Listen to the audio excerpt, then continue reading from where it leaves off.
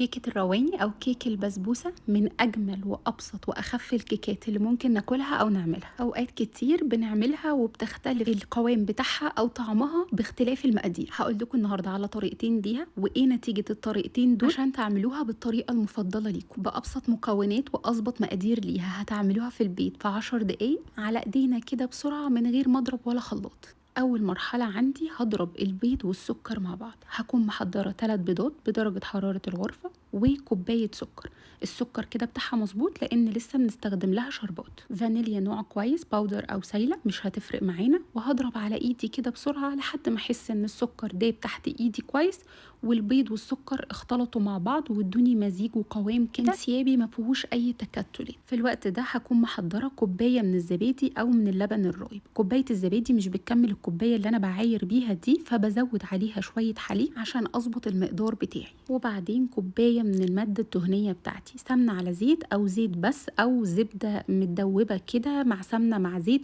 أي مواد دهنية عندي متاحة ومفضلة ليا ممكن أستخدمها في الوصفة دي. نيجي بقى للمكونات الأهم بالنسبة لي اللي هتحدد لي قوام الكيك اللي أنا هعمله. معايا كوبايتين من المواد الجافة، سميد قوامه وسط أو خشن، والدقيق بتاعي الأبيض العادي، ومعلقة صغيرة مليانة بيكنج باودر. القوام بيختلف امتى؟ لو حطيت السميد عندي متساوي مع الدقيق، يعني كوباية وكوباية، القوام عندي بيطلع مايل أكتر للبسبوسة. البسبوسة بس هشة شوية.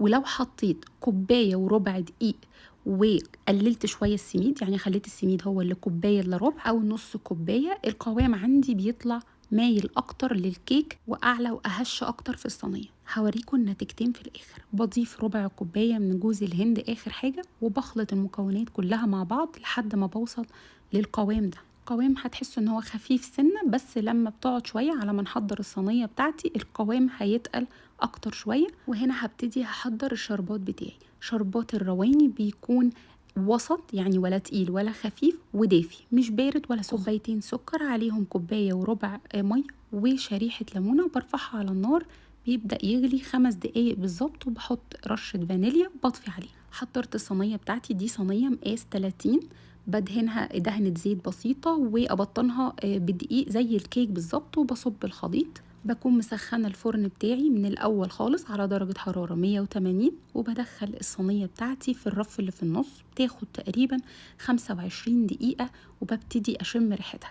بفتح عليها بلاقي الأطراف بتاعتي اتحمرت واستوت كويس وبدأت تتحمر من الوش. بقيد عليها الشواية واديها اللون اللي أنا أحبه. اول ما بتطلع من الفرن بسقيها بالشربات على طول لحد ما بميل الصينيه كده بلاقي في شربات بدأ يظهر قدامي كده، هي اكتفت من الشربات. دي النتيجه الاولى بتاعتي اللي كان السميد قد الدقيق بالظبط. لو تلاحظوا اصلا الوش بتاعها مايل للبسبوسه اكتر بس هشه عشان فيها بيكنج باودر. كمان القوام من جوه هيديني ترميله البسبوسه اكتر.